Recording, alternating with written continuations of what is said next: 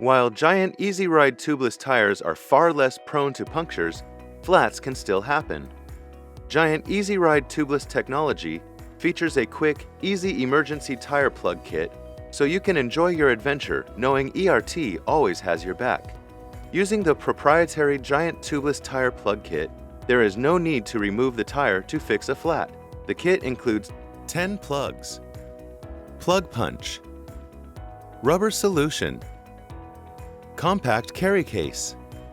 Follow 4 steps to fix a flat. 1. Clean. Find the puncture and clean the surface of the tire. 2. Prepare. Insert the plug into the plug punch and apply adhesive onto the plug. 3. Repair.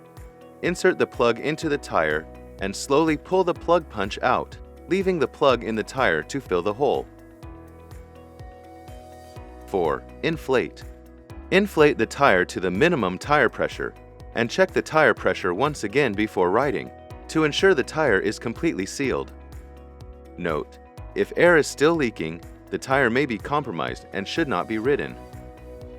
If a hole is too large for the plug and sealant to work, the tire structure has been compromised.